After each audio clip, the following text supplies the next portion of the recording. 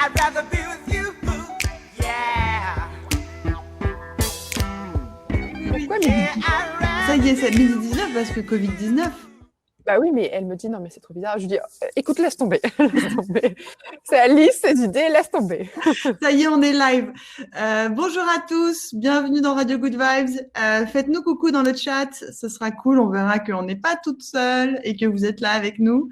Donc Radio Good Vibes, l'idée c'est tous les midis, je rencontre et j'échange avec un super entrepreneur ou une entrepreneuse que j'adore, en français ou en anglais. Ces derniers temps, on a fait beaucoup français quand même, histoire de pas créer de friction entre le public et l'entrepreneur. Et puis souvent, c'est des Français aussi, on va pas se mentir. Mais C'est clair.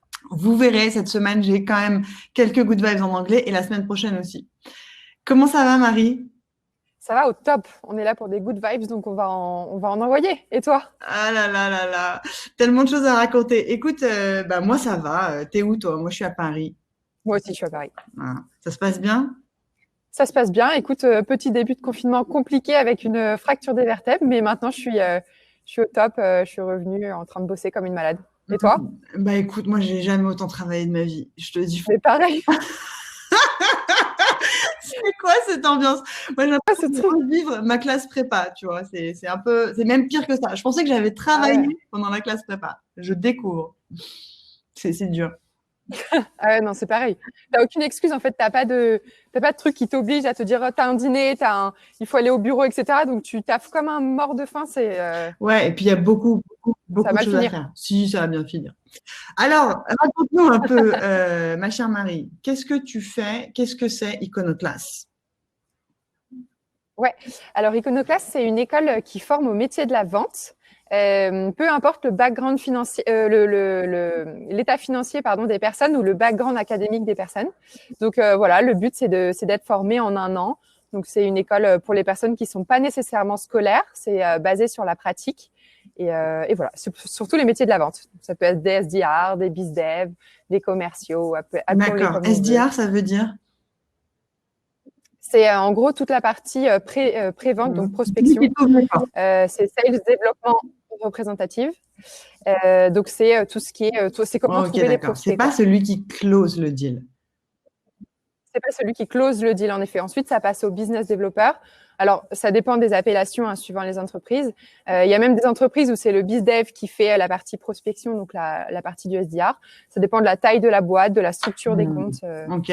Donc, on va parler de sales. Je crois qu'il y a toute ta promo qui nous suit en live. Attends, Marie, raconte-nous. C'est une école pour apprendre à vendre que tu as lancée cette année. Donc, tu as dit il n'y a pas vraiment de critères financiers, mais ça coûte de l'argent cette école. Combien ça me coûte si je veux te former? Ouais. Alors, elle coûte 5 000 €. La chose qui est importante à relever, c'est qu'on est la première école en France qui te permet de payer ton école une fois que tu es embauché en mensualité. Donc, on essaie vraiment de donner la chance à toutes les personnes, qu'elles aient des moyens ou qu'elles n'aient pas de moyens. Et voilà, on est assez fiers. On s'est inspiré de ce concept qui est déjà bien évolué et abouti aux États-Unis.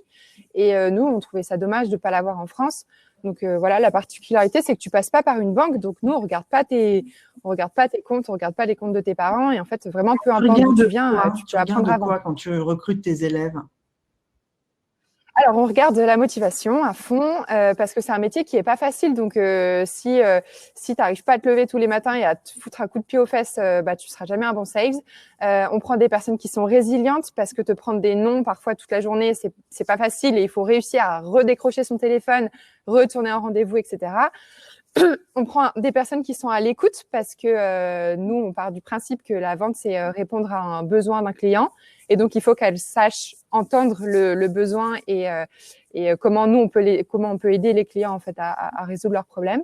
Et on cherche des personnes good vibes parce qu'on est des gens cool, donc on va pas bosser avec des cons. Voilà, marécage. Ok. Est-ce que aujourd'hui, donc c'est le tout démarrage de ta promo, tu as déjà des preuves qu'il y a de l'embauche à la clé? Ouais, alors on en est à notre seconde promo qui va bientôt terminer. Sur la première promo, ils sont tous embauchés. Donc, en tous les cas, alors il y en a après qui ont quitté les boîtes, repris d'autres jobs, etc. Mais nous, on annonce 100% de taux d'embauche à la sortie de l'école. Et là, écoute, la deuxième promo, elle va finir dans 3 semaines. Donc, on aura un autre indicateur sur le taux d'employabilité. Et la troisième commence en septembre. Donc, si vous ne savez pas quoi faire et que vous voulez apprendre à vendre, n'hésitez pas à venir. All right. Alors, qu'est-ce que c'est que le programme? Si tu devais me raconter qui sont les intervenants, qui racontent quoi à tes élèves, et dans l'objectif de rentrer dans quel type de boîte? Ouais. Alors le programme, il est basé comme le cycle de vente. Donc d'abord, on régénéralise un peu ce qu'est la vente, ce qu'est une entreprise, ce qu'est une levée de fonds, etc.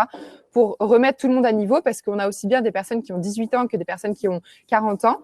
Donc le but, c'est que tout le monde soit sur le même niveau de connaissance au début du programme. Ensuite, on fait toute une partie growth et lead generation. Donc là, on apprend à trouver des leads. Ensuite, on fait une partie prospection. Donc là, on apprend à faire de la prospection au téléphone, en porte-à-porte, sur des salons. Voilà, c'est vraiment terrain. Ensuite, on fait toute la partie argumentaire et closing. Donc, on apprend à gérer un argumentaire, à gérer un rendez-vous et à closer. Et ensuite, on finit sur de la partie customer success. Donc là, on apprend à prendre soin d'un client une fois qu'il est closé. Et ensuite, on fait une petite partie recrutement pour qu'il soit prêt à passer les entretiens d'embauche. Et nos profs sont que des professionnels. Donc, c'est que toi, tu es professeur. Sinon, en général, c'est des head of sales, des head of growth, des CEO, des DRH. Le but, c'est que les élèves soient des professionnels, en fait, à la sortie. Donc, on pense que ça passe par une professionnalisation et donc par des professionnels. Et voilà, pour t'expliquer un peu une journée, le matin, en général, tu as un CEO qui vient parler de la boîte, de la culture, de comment ça se passe dans leur entreprise, quel genre de profil ils recrutent. Ensuite, tu as le head of sales qui parle des techniques de vente, comment ils s'adressent à un client, comment ils vendent leurs produits, etc. Et ensuite, l'après-midi, tu as des trainings sur cette boîte. Donc, si le matin, tu as Doctolib qui est venu, l'après-midi, on va apprendre à vendre Doctolib. Et en fin de journée, on a un peu de développement personnel. On a du théâtre, de l'hypnose, des cours d'éloquence. Ce qui fait que, voilà, on part du principe que la vente, c'est de la science. Donc, il y a beaucoup de méthodes de hard skills. Mais il y a aussi une partie soft skills. Et l'après-midi, il faut qu'ils se sentent bien dans leur pompe.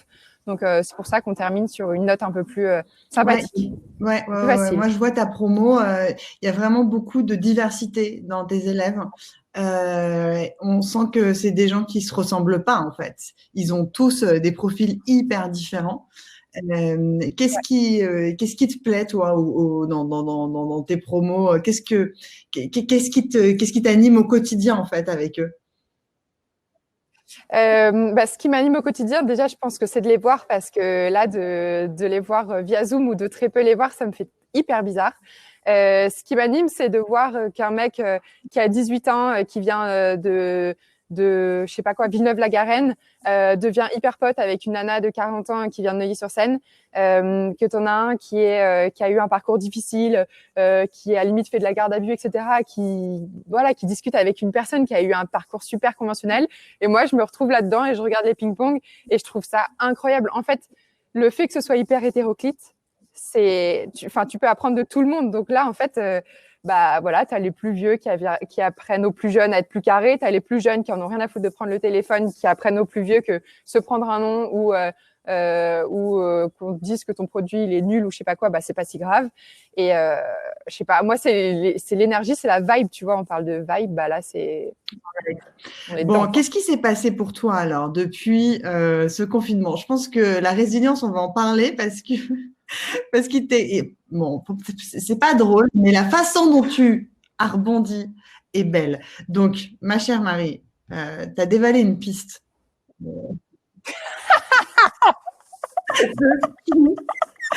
Et tu t'es retrouvée à l'hôpital. Et qu'est-ce qu'on t'a dit? C'était 5 jours avant le confinement. Hein. Ouais. Écoute, on m'a dit que j'avais une vertèbre qui était explosée en 8 morceaux.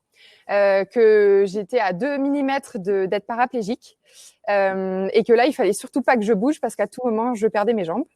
Donc, ça a été un moment de flip parce que je ne sentais plus mes jambes, j'arrivais plus à les remonter, etc. Donc, je me suis dit, OK, je suis passée d'une nana qui court partout, qui dévale 3 fois par heure les escaliers de Family à une nana qui va rester assise sur une chaise.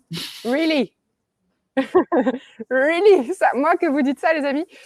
Donc, j'ai eu un gros coup de flip et en même temps, donc j'étais à Annecy hospitalisée sous morphine, donc je pouvais pas parler, je pouvais pas me lever, je pouvais pas aller aux toilettes, je pouvais pas manger, donc j'étais dans un état assez lamentable, même si j'ai eu beaucoup de chance. Et en fait, au même moment, on nous dit, bah les gars, vous allez être confinés, donc ton école, ma petite, tu vas la fermer, ta levée de fonds, tu vas l'arrêter. Et puis, bah, tu vas devoir te démerder pour que ton entreprise, elle Bon. fonctionne, quoi. Donc, tout à fait un début de confinement tout à fait normal, quoi.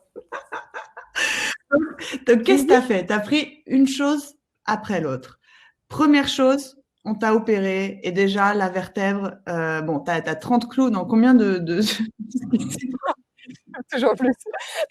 J'en ai 4, mais j'ai 5 vertèbres qui sont soudées. Oui, c'est ça. Et tu as 30 cm, pardon, J'ai 30 Voilà, centimètres. tu me montrais ta cicatrice en photo et tu me disais, mes élèves m'appellent, comment ils t'appellent? La Parce que trousse. tu as l'air de fermeture éclair. Parce qu'on peut m'ouvrir par le dos, simplement. Ouais. Et donc, bon, déjà, quand même, dans ton malheur, de la bonne nouvelle, c'est que ça va et tu vas pouvoir remarcher. Je vais pouvoir remarcher et c'est une chance. Et tu vois, en confinement, tu te rends compte qu'en fait, voir tes potes, c'est une chance. Tu te rends compte qu'aller boire des verres, aller manger de la bonne nourriture dehors, c'est une chance. Ben moi, là, je me suis rendu compte que pouvoir manger toute seule, aller aux toilettes toute seule, me lever, marcher, monter des escaliers, c'était une chance en fait. Et tu l'oublies vite quand c'est un confort. Et là, waouh, ça m'a mis une claque en mode, OK, c'est trop bien le business et tout, mais en fait, tu es en bonne santé. Et c'est déjà une très bonne nouvelle. Il n'y a rien de plus important. Donc déjà, c'est ce que les Américains appellent a humbling experience. Donc ça te ramène à un niveau d'humilité et de reconnaissance de ce que tu as et donc de la santé qui est la chose qui compte le plus. Je me souviens au début de la crise, c'est vraiment ça, c'était la peur que nos proches tombent malades et encore maintenant, hein, je veux dire, on n'est pas, la crise sanitaire est toujours là, mais c'était vraiment cette prise de conscience qu'il n'y a rien de plus important qu'être en bonne santé déjà. Et le business, c'est du bonus. Bon, et le business, justement, ce bonus, qu'est-ce que tu as fait?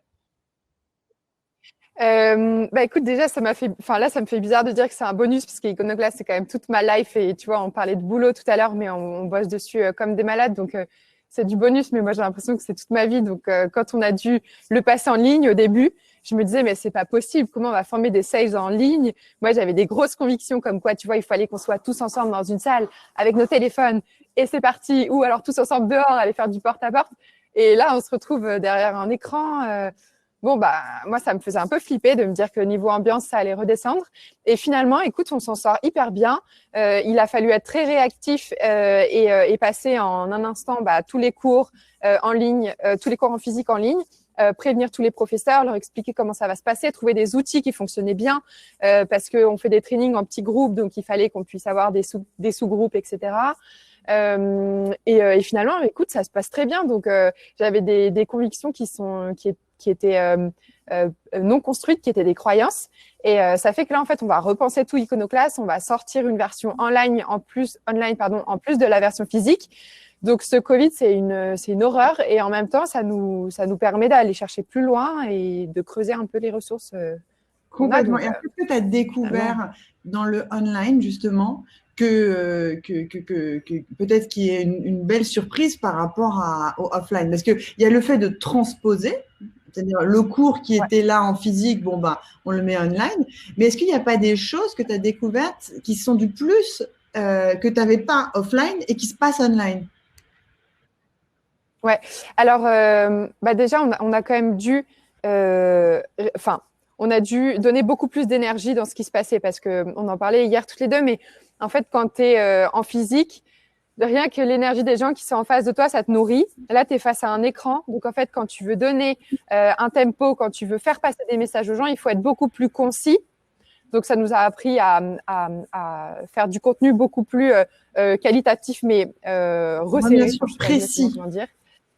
Ouais, précis et d'aller straight to the point parce que sinon les gens se font chier derrière leur ordinateur et quand tu as des cours toute la matinée et des trainings tout l'après-midi, en fait tu lâches si jamais c'est pas beaucoup plus concis et péchu. Et après, écoute, pour le moment, c'est que de la transposition. Donc, la version online, elle va être très différente de la version en fait qu'on a en physique et qu'on a essayé de transposer. Donc, je pourrais t'en dire plus d'ici 1 ou 2 mois quand elle sera sortie. Mais voilà, au moment, en tous les cas, ce que j'en retire, c'est que c'est possible et qu'il ne faut pas s'arrêter à ses croyances. Il faut toujours tester, même si on a des idées un peu reçues. Quoi. Qui sont les boîtes qui recrutent tes élèves?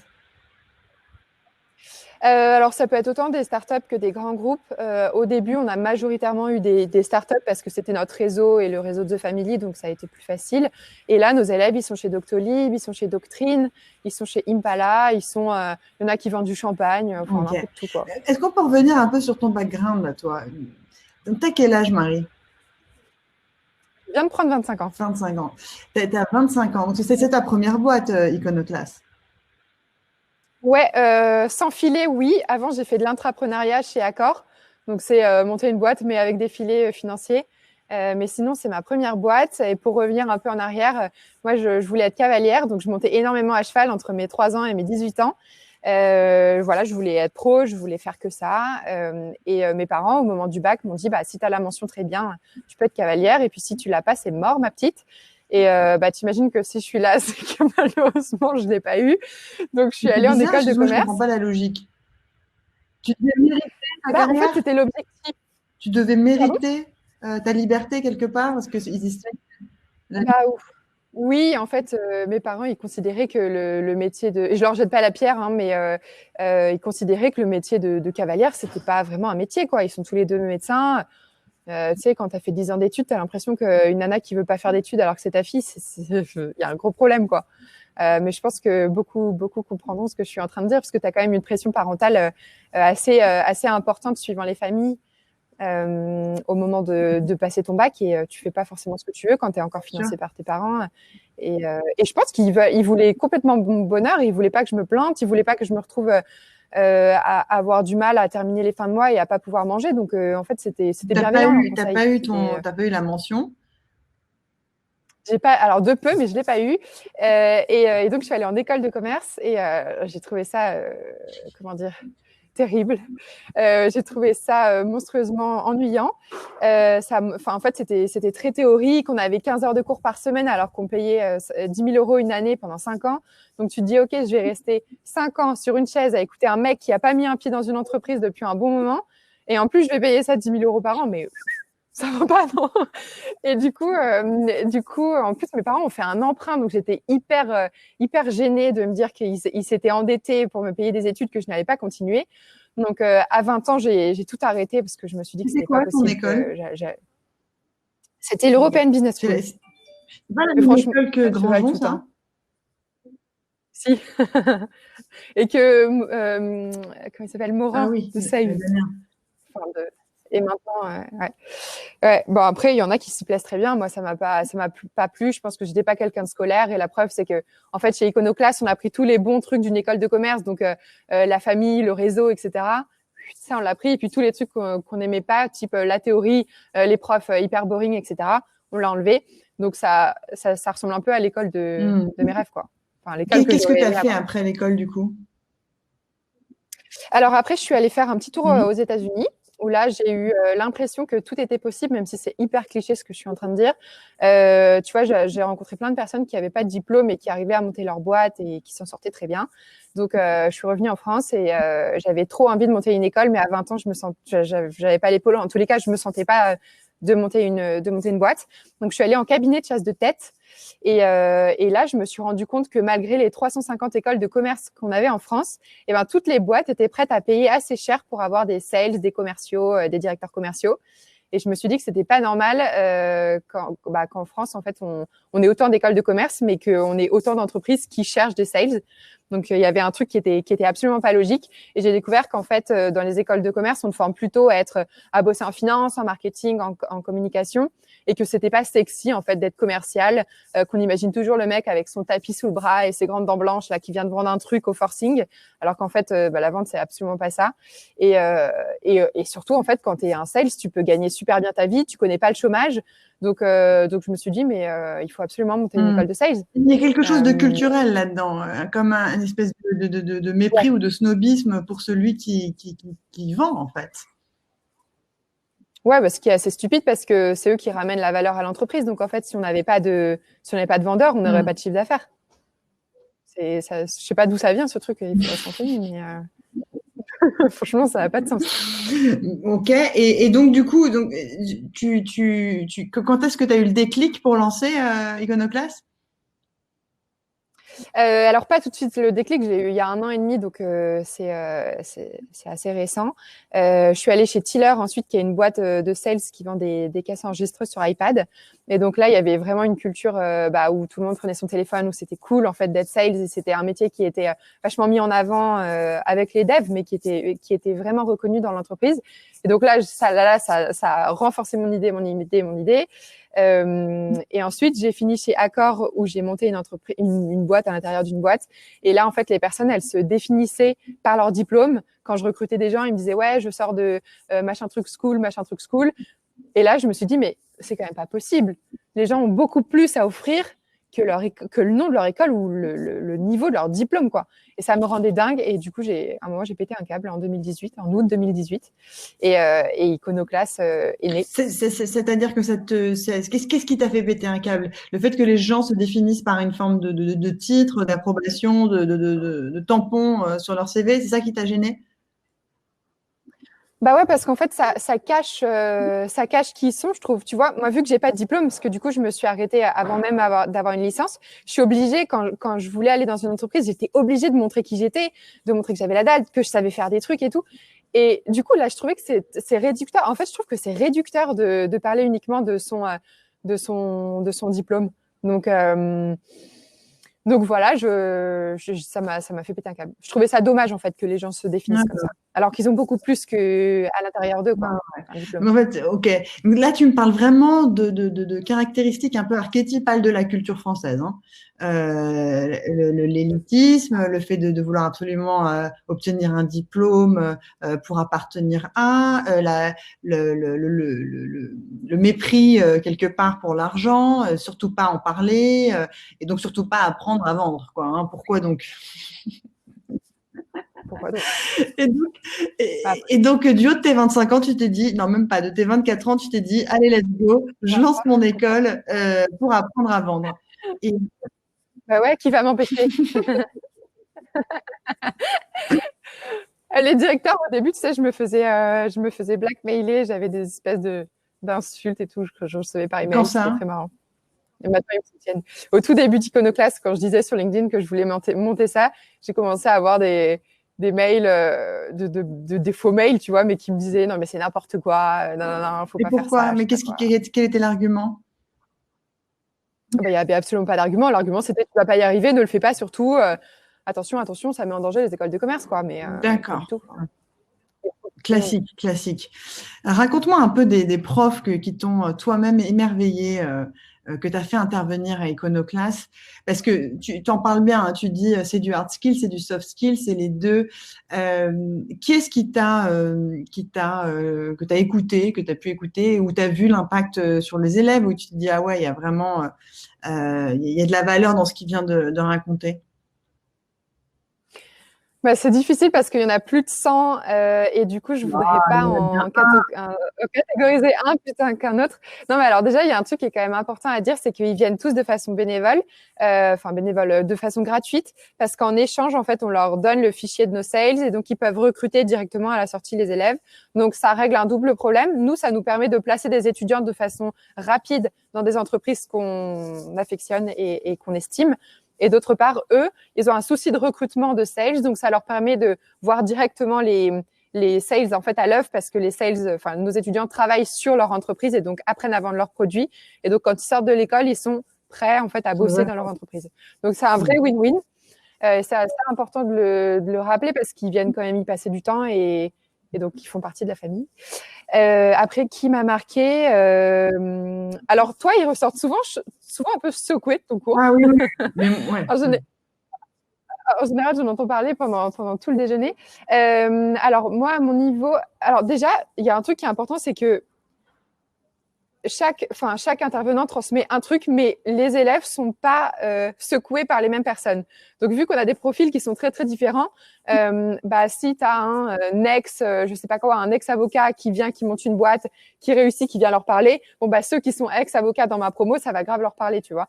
Ceux qui viennent, je sais pas, de banlieue, par exemple, etc., et qui maintenant font des cash-out et ont beaucoup d'argent, etc., ça va parler, pareil, à un certain type de profil. Moi, les personnes qui m'ont marqué, et encore le truc qui est chiant, c'est que je peux pas écouter tous les cours parce que sinon, je peux pas avancer sur la boîte. Mais j'ai adoré le gars de Aircall, Jonathan. J'ai adoré Fabrice, un des directeurs régionaux de Doctolib.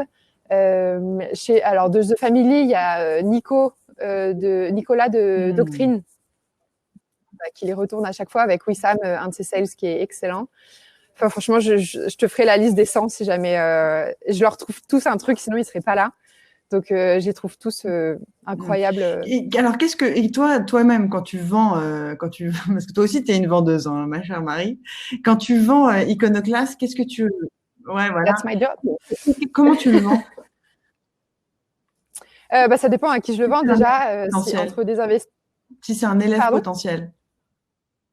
Ouais, encore une fois, en fait, puisque c'est un élève, c'est un client, donc en général, on lui pose toujours des questions avant pour comprendre. Tu vois, toi, si Alice essayait de te convaincre de venir chez Iconoclast, je te demandais déjà d'où tu viens, pourquoi tu es là, pourquoi tu viens nous voir, pourquoi tu penses que tu pourrais être une bonne business developer. Et ensuite, moi, j'ai un pitch, mais je prendrai que les choses qui sont intéressantes dans mon pitch, parce qu'en fait, toi, je sais pas, par exemple, admettons que tu n'en aies rien à foutre d'avoir un diplôme. Bon, je vais peut-être prendre cet élément en mode, OK, nous, on n'a pas de diplôme, en revanche, on garantit un CDI. Si toi, tout ce qui t'intéresse, c'est d'avoir un job qui est hyper bien payé à la fin, je vais te parler de mes anciens élèves, à combien ils sont payés, dans quelle boîte ils sont et combien d'entretiens ils ont passé pour avoir ce job. Enfin, en fait, la vente, c'est d'abord comprendre le besoin de l'autre. Donc là, vu que je ne sais pas exactement qui j'ai en face de moi à part toi, tu vois, à part si je commence à te faire une découverte et donc à tu m'expliques, c'est que c'est toujours du en contexte pour s'adresser de manière pertinente à la personne que tu as en face. C'est vraiment comprendre l'autre pour pouvoir répondre à ses problèmes à lui. Et si tu as typiquement une boîte, une jeune start-up qui veut embaucher des gens de chez toi, quels sont tes critères déjà à toi avant de faire la mise en relation par rapport à cette boîte? Et si c'est une super belle boîte et dont tu sais que la culture d'entreprise est géniale, que le produit est génial, comment tu lui vends? Ok. Alors déjà, on a vachement de chance parce qu'on a beaucoup plus d'entreprises qui nous contactent que nous d'aller chasser, pardon. Donc là, pour te donner un exemple, pour la promo numéro 2, on avait 400 boîtes qui nous ont contactés alors qu'on a 20 élèves. Ouais, il y a un gros souci d'offre et de demande. Donc, si tu veux, il y a beaucoup plus de boîtes qui nous contactent. Alors, nous, on a contacté quelques chouchous qu'on voulait absolument. Mais sinon, en général, on fait plutôt un audit des boîtes qui nous contactent.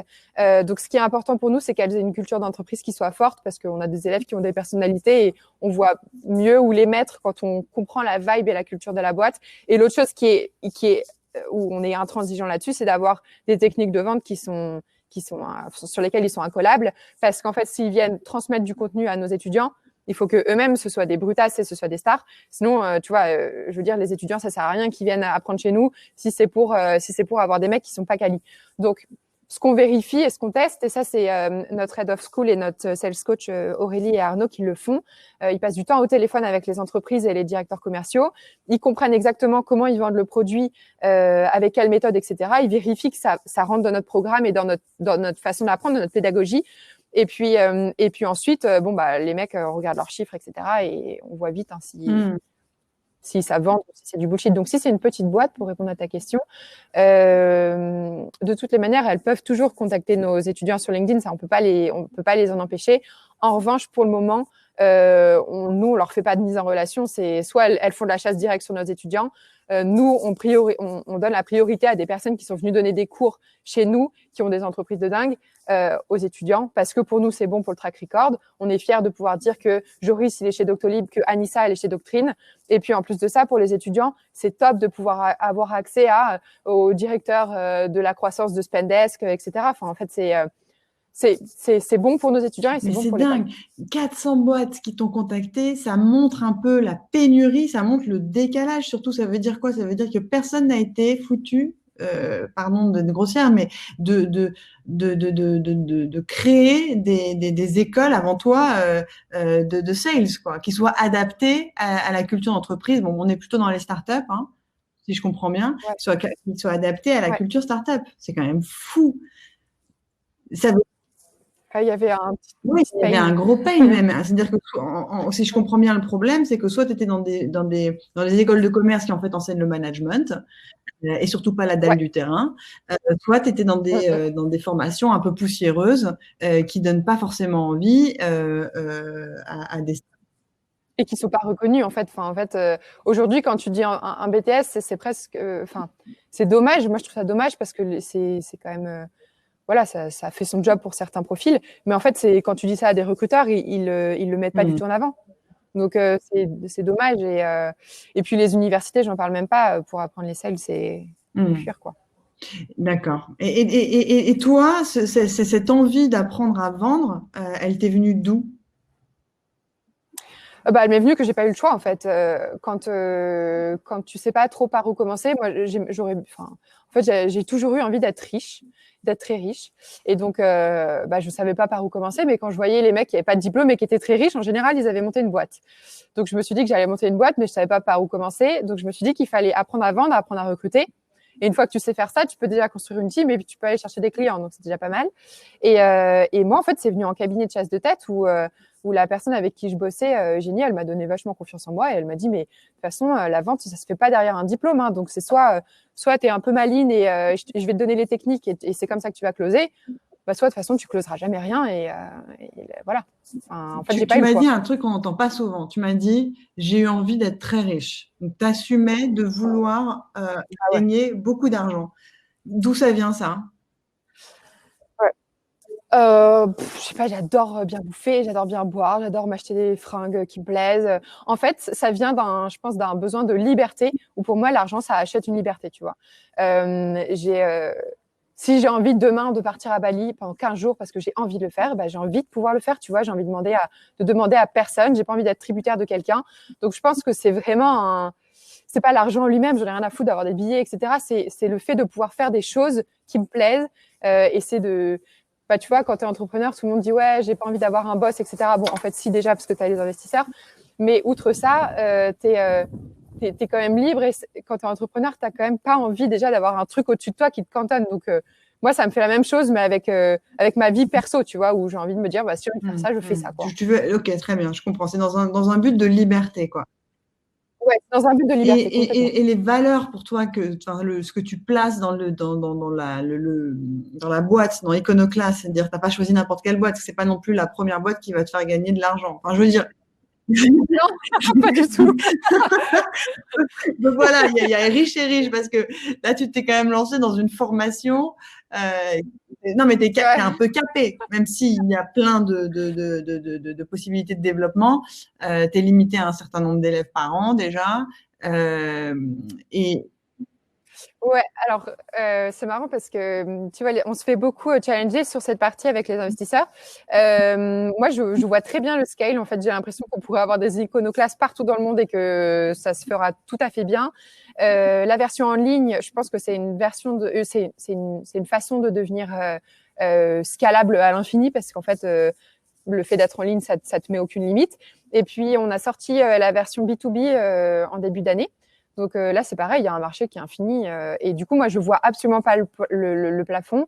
Et du coup, je me dis que voilà, enfin, je suis pas ça spécialement pour ça, mais si demain ça peut tous nous rendre riches, très bien. Mais moi, ce qui me met la puce à l'oreille, c'est surtout le 400 demandes pour 20 élèves. C'est là où je me dis, ok, il y a un tel. Alors ça tous les jours. Après, il n'empêche qu'il y a des choses qui sont quand même du à la mano, hein, qui demandent de l'attention et du care. C'est comment est-ce que je mets des entrepreneurs en position de pédagogue. Ce que tu fais super bien aujourd'hui avec ton petit batch d'élèves. Et c'est ça la question, c'est comment est-ce que je fais passer ça à l'échelle. Comment je garde cette attention at scale. Ouais. Ce qu'on va faire, je pense, sur les prochaines promos qui vont être du double ou du triple de ce qu'on a là, c'est qu'en fait, le matin, on va faire des plénières où toi, par exemple, tu parleras à toute la promo. Donc, ça pourrait être 60, ça pourrait être 200, ça pourrait être 300. Et l'après-midi, on va les scinder en groupes de 20, comme là, on a fait pour les trainings et pour que la qualité de l'enseignement soit là et qu'en fait, ils continuent à être engagés par un sales coach et coachés, en fait, tout simplement. Donc, le scale, il se fera comme ça. Hein, et puis après, Et ce qui est bien aussi avec ce que tu enseignes, c'est que ça ne ment pas. C'est-à-dire qu'un sales, il vend ou il vend pas.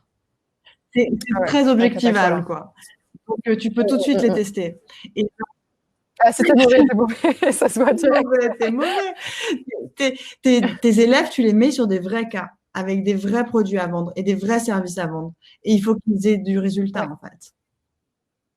Ouais, alors nous, on n'a pas de notes. Tu vois, on a enlevé tout le côté un peu gamin et infantilisant parce qu'on part du principe qu'on a des professionnels en face de nous qui sont nos élèves. Et en fait, l'après-midi, on les fait bosser sur des cas. Et quand on a un qui prend 200 rendez-vous en 3 heures et quand on a un qui en prend 15, il n'y a pas besoin d'une note pour tout de suite comprendre qu'il y en a un qui a mieux réussi que l'autre. Et donc, en fait, ça sert à rien de rajouter une note là-dessus. Donc, en effet, on voit directement qui a réussi, qui n'a pas réussi. Mais puisqu'on travaille sur plein de produits différents, tu vois, un jour, on va essayer de vendre à des médecins, le lendemain, ce sera à des avocats, le surlendemain, ce sera à des directeurs marketing. Donc, en fait, il y a des personnes qui seront plus à l'aise à discuter avec, je sais pas, un restaurateur. Par exemple, on a un élève dans la promo qui s'appelle Wembley, qui était barman avant.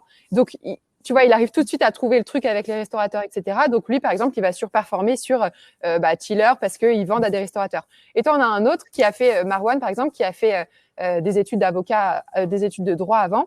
Bon, il sera plus à même de parler avec un avocat. Donc, lui, par exemple, il va plus réussir sur la prospection avec doctrine, etc. Donc, le but, c'est pas de dire, ah, toi, t'as été nul là, toi, t'es nul là. Le but, c'est de trouver un truc qui correspond au futur sales que tu vas être. Et ça, on a un coach et une équipe pédagogique. Et là, tu pars d'expériences passées. Hein. J'ai été avocat, je comprends la psychologie des avocats. J'ai été barman, je comprends la psychologie des restaurateurs. Est-ce que le sales ultime, c'est pas celui qui est caméléon et qui est capable… On a des caméléons. Ah ouais, j'en ai. Des gens qui sont subtils au point de comprendre et de s'adapter en fait aux différentes psychologies. L'adaptabilité, c'est important dans le métier de sales, c'est hyper important d'être adaptable. Nous, on leur répète tout le temps, tu vois, au début du confinement, je me souviens très bien, je leur ai dit, le métier de sales, c'est être adaptable. Donc, hier, c'était en physique, aujourd'hui, c'est en online. Allez, c'est reparti, quoi. Et c'est reparti, les gars. Et voilà, en effet, je pense qu'être adaptable, c'est un point fort. Et avoir de l'empathie, tu vois, à réussir à comprendre vraiment le besoin de la personne qui est en face de toi. Mais on en a plein des caméléons dans la promo, ils se reconnaissent. Et en même temps, ce que tu dis, c'est qu'il y a de la place pour tout le monde. C'est-à-dire, pars aussi de ton contexte et de tes avantages et de ce que tu connais mieux, parce que tu seras meilleur d'emblée, en fait, et tu vas gagner ta confiance. Et ensuite, essaie-toi à des environnements que tu connais moins. Oui, et puis en fait, en général, ils vont aussi là-dedans parce qu'ils s'y sentent, ils ont l'impression d'être à la maison, quoi. Enfin, tout le monde, voilà, tout le monde. Après, ils font ce qu'ils veulent. Hein. Honnêtement, nous, on les oriente, mais ils choisissent l'entreprise qu'ils veulent, etc. Mais quand tu commences par un truc que tu connais, c'est forcément, ça enlève un peu de difficulté, quoi. Et comment tu envisages le déconfinement? Alors, il y a cette date qui est posée, le 11 mai. Il n'y a pas d'amélioration d'un point de vue sanitaire. Hein. Je veux dire, on est toujours dans le il n'y a toujours pas de vaccin. Et il y a une date qui est posée. Qu'est-ce que tu fais? Sachant que toi, tu as une école physique, tu as un lieu. Qu'est-ce que tu fais? Ouais, nous, c'est vrai qu'on n'a qu'une hâte, c'est de pouvoir tous se retrouver, mais on sait que ça va pas être quelque chose de possible tout de suite. Donc, on a des cours jusqu'au 15, pardon, online, parce que tout était déjà prévu.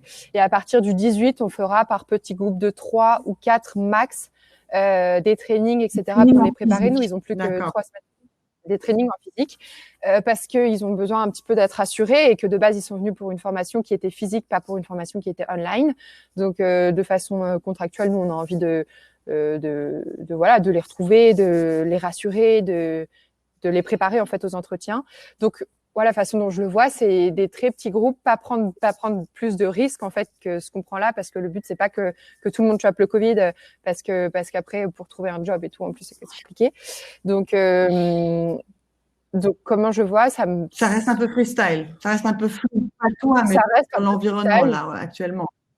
Ouais, bah le reste, oui, le reste c'est chiant quand tu n'as pas de transport en commun et que tu dois quand même venir, c'est chiant. Donc en fait, ça va être un peu du homemade quoi. On va faire au jour le jour jusqu'à la fin de l'école. Et là, le programme, il est bien calé jusqu'à la fin de l'école. Et voilà, ça va être des groupes de 3-4, mais on va pas prendre de risques parce que le but, Donc, en c'est bonne pas que les intelligence, tu personnes vas arrêtent, quoi. voir, tu feras preuve de bon sens. En tout cas, on va pas tous se regrouper avec toute la promo, quoi. Ça, c'est Ah, clairement pas, non. dommage. Dommage. Ce sera pour Ouais. plus tard. Qu'est-ce que t'as une rentrée qui est ouverte là maintenant, c'est ça? T'as déjà les inscriptions qui sont en cours pour septembre prochain? Ouais, on a déjà 25 étudiants là pour septembre. Et puis, la rentrée sera le 14 septembre.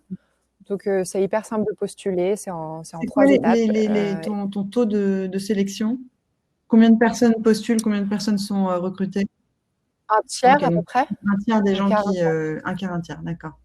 Donc, c'est suite à Ouais, on ouais. postule en ligne, ils ont un entretien avec quelqu'un de l'équipe pédagogique. Ok. Exactement. C'est un questionnaire en ligne où on demande également une petite vidéo où on leur demande de faire la différence. Donc, on a des trucs très, très drôles qui arrivent tous les jours. Ça fait notre petite dose de bonheur du confinement. Ensuite, ils ont un entretien où on leur donne un cas pratique. Et un cas pratique de vente. Et puis ensuite, ils ont un entretien de personnalité. Top. Bon, notre échange, Marie, touche à sa fin. Wow. C'était un plaisir. That was good. De parler avec toi. Sur quelle est ta routine quotidienne, toi, en ce moment, pour te mettre de bonne humeur, trouver la patate? Ouais, bah écoute, j'essaie de faire des petits exercices. Donc déjà, de me lever de mon lit le matin, ce qui est avec une colonne vertébrale pétée, pas très facile. Ensuite, on se dit tous bonjour sur Slack et ça, c'est un rituel qu'on aime bien parce qu'il y a des gifs toujours plus fous les uns que les autres. Attends, tu m'as ensuite, parlé d'un écran. Tes élèves, ils t'ont trouvé un truc génialissime là. Ah ouais, Marie attends, je te est montre. arrivée en neuf. Elle va revenir en neuf. Voilà. Donc voilà. Snap caméra. C'est énorme. Et ça, c'est quoi? Horrible. Mais Ça c'est génial. s'appelle Snap Caméra, tout le monde peut le mettre et ça se met sur ton Zoom ou sur ton Teams. C'est gênant. Mais c'est top. Mais moi, je veux tous les accueillir en neuf. Ouais, bah, je vais t'envoyer le truc. Aucun problème, c'est une facilité déconcertante. Ok, et donc il y a ça. Et donc tu me disais ton rituel, ouais, les bonjours Ouais, les bonjours sur ça. Ensuite, on fait le lundi, on fait les weekly. Et puis l'après-midi, fin d'après-midi, pardon, fin de matinée et fin d'après-midi, je prends des rendez-vous et sinon, je travaille à fond sur Iconoclast. Ok. Quelle chanson te met de bonne humeur en ce moment? Quelle chanson me met de bonne humeur? Je suis très 50 Cent en ce moment, ça me motive à fond. Et je ne sais pas si tu connais Window Shopper. Non, c'est quoi? C'est de 50 Cent? Ouais. Alors, Window Shopper, 50 Cent. Alors, on va l'écouter. Hop. Elle est très good vibes. Je vais mettre le son direct. Ok. Pas tout bien cassé. Ça y est. Ok, oui. Ok. À l'ancienne. Ok. Grave. Bon. J'étais pas née. Magnifique.